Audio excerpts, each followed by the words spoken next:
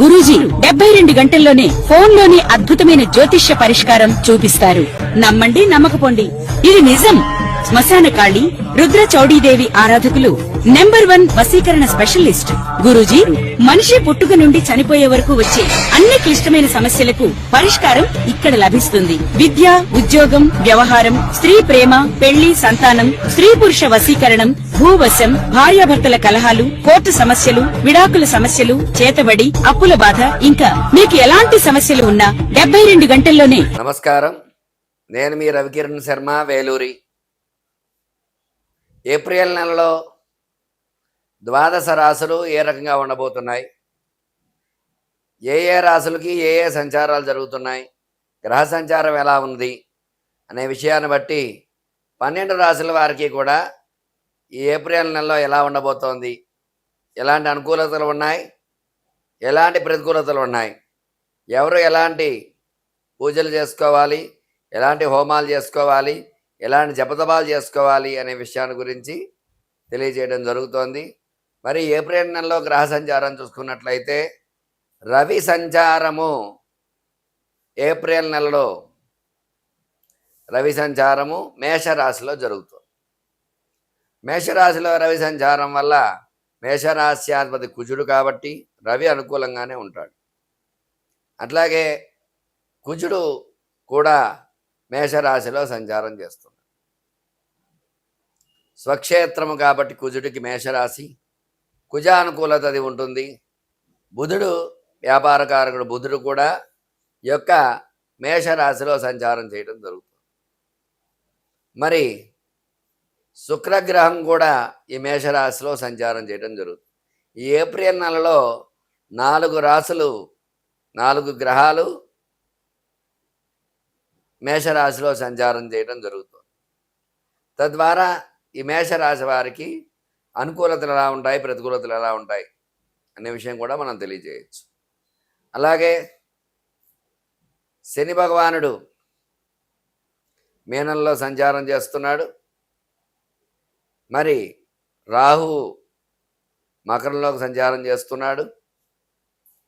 గురుడు కర్కాటకంలో సంచారం చేస్తున్నాడు మే వరకు కూడా. మరి ఈ రకంగా ఈ నవగ్రహ స్థితిగతులను బట్టే మానవుడి యొక్క జీవితం అనేది ఏర్పడుతుంది. ఈ నవగ్రహాలు పరిపాలించే పరిపాలనా విధానాన్ని బట్టే మనకి ఏ రకంగా ఉండబోతోంది, ఏ రాశి వారికి ఏ ఫలితాలు జరుగుతాయి అనే విషయం క్షుణ్ణంగా చెప్పగలుగుతాం. అయితే ఈ సంవత్సరము పరాభవ నామ సంవత్సరం. పరా అంటే సాధించడానికి వీలైనటువంటిది అని కూడా చెప్పబడుతుంది జరిగింది. అంటే దేన్నైనా సరే సాధించగల స్థితిని పొందగలిగే సంవత్సరము. భవ అంటే స్థితి, ఓర్పు, సహనము ఉంటే ఈ సంవత్సరం ఏదైనా సాధించవచ్చు అని అర్థం.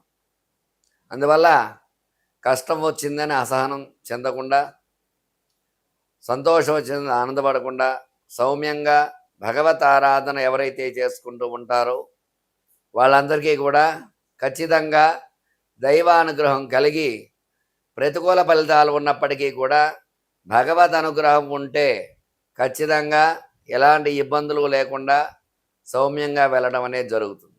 అందువల్ల ఈ యొక్క రాసుల వారందరికీ కూడా ద్వాదశ రాసుల్లో సంచార స్థితిగతులను బట్టి ఏ రకంగా ఉండబోతోంది, ఎలాంటి పూజలు హోమాలు చేసుకోవాలి, ఎలాంటి అనుగ్రహం ఉంటుంది అనే విషయాన్ని మీకు వివరంగా తెలియజేయడం జరుగుతుంది. నమస్కారం. ధనురాశి వారికి ఏప్రిల్ నెలలో ఏ రకంగా ఉండబోతోంది, ఎలాంటి అనుకూలతలు ఉన్నాయి, ఎలాంటి ప్రతికూలతలు ఉన్నాయనే విషయాన్ని గురించి చెప్పడం జరుగుతుంది. ధనురాశ్యాధిపతి గురుడు అష్టమ సంచారంలో ఉన్నప్పటికీ కూడా మిగతా గ్రహాలు అనుకూలంగా ఉండడం వల్ల ధనురాశి వారికి ఏప్రిల్ నెల అనుకూలంగా ఉంది. ఏ రంగంలో అయినా సరే అభివృద్ధి పరంగా ముందడుగు వేస్తారు. వ్యాపారస్తులకు వ్యాపారం బాగుంటుంది. వ్యవసాయదారులకి 2 పంటలు అనుకూలంగా ఉంటాయి. ఉద్యోగ ప్రయత్నం చేసే వారికి ఉద్యోగ అనుకూలత ఉంది. ఉద్యోగంలో ప్రమోషన్స్ రావడము, విదేశాలకు బదిలీ అవ్వడం ఇట్లాంటివి జరుగుతాయి. వివాహం కాని స్త్రీ పురుషులకు ఖచ్చితంగా వివాహం జరిగి తీరుతుంది. సంతానం గురించి ఎదురు చూసేవారికి శుభవార్తలు వినే అవకాశం ఉంటుంది. విద్యార్థులకి మంచి జ్ఞాపక శక్తితో పరీక్ష ఉన్నత శ్రేణి ఉత్తీర్ణతో పాస్ అవడం అనేది జరుగుతుంది. రాజకీయ రంగంగా చూసుకున్నట్లయితే ప్రజలను మన్ననలు పొందే అవకాశం ఉంటుంది. సినీ పరిశ్రమ అనుకూలంగా ఉంది. సినిమాలన్నీ కూడా మంచి హిట్ అవుతాయి. చిన్న పరిశ్రమల్లో నాటకాలు కూడా మంచి అభివృద్ధిలో ముందుకు వెళ్తారు. రియల్ ఎస్టేట్ రంగం కూడా పుంజుకుంటుంది. ఈ నెల అనుకూలంగా ఉంది. స్టాక్ మార్కెట్లో స్టాక్స్ పెరుగుతాయి. అయితే ఈ రాశి వారిపై ఈర్ష్య అసూయ ద్వేషాలు ఎక్కువగా ఉంటాయి కాబట్టి వీళ్ళు ఆంజనేయ స్వామికి హనుమాన్ చాలీసా పారాయణ ప్రతినిత్యము చేయించుకోవటము, అలాగే గురు దత్తాత్రేయ కవచాన్ని పారాయణ చేయటము, గురుడికి జపం చేయించుకోవటం ద్వారా అనుకూలతలు వచ్చే అవకాశాలు ఉన్నాయి. చూశారు కదండి, ధనురాశి వారికి ఏప్రిల్ నెల ఎలాగ ఉండబోతోంది, ఎలాంటి అనుకూలతలు ఉన్నాయి, ఎలాంటి ప్రతికూలతలు అనే విషయాన్ని మీకు చెప్పడం జరుగుతుంది. చెప్పిన విషయాన్ని గ్రహించి మీకు అనుకూలంగా మార్చుకుంటానని కోరుకుంటూ మీ రవికిరణ్ శర్మ, వేలూరి, జ్యోతిషరత్న అవార్డు గ్రహీత. నమస్కారం. నేను మీ రవికిరణ్ శర్మ, వేలూరి, జ్యోతిషరత్న అవార్డు గ్రహీత. మీకు ఎలాంటి ధర్మ సందేహాలున్నా, ఎలాంటి ఇబ్బందులు ఉన్నా సరే ప్రశ్న మీది, సమాధానం నాది. ఖచ్చితంగా శతకోటి దరిద్రాలకి అనంతకోటి ఉపాయాలు ఉంటాయని చెప్పబడింది. ఎలాంటి ఇబ్బందుల్లో ఉన్నా సరే ప్రతిదానికి కూడా రెమెడీ అనేది ఖచ్చితంగా ఉంది.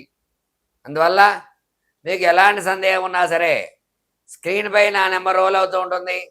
నాకు ఫోన్ చేసి నన్ను అడిగినట్లయితే మీ సమస్యకు సమాధానం చెప్పడం జరుగుతుంది. తగిన పరిష్కారం చేయడం జరుగుతుంది. ఖచ్చితంగా విశేషమైన పూజలు, హోమాలు, యజ్ఞాలు, యాగాలు, క్రతువులు అన్నీ ఉన్నాయి. అన్నీ కూడా నా ఆధ్వర్యంలో చేయించడం జరుగుతుంది. మీకు ఎలాంటి సందేహం ఉన్నా సరే నా నెంబర్ని కాంటాక్ట్ చేసి నన్ను సంప్రదించవచ్చు. నమస్కారం. మీ రవికిరణ్ శర్మ, వేలూరి.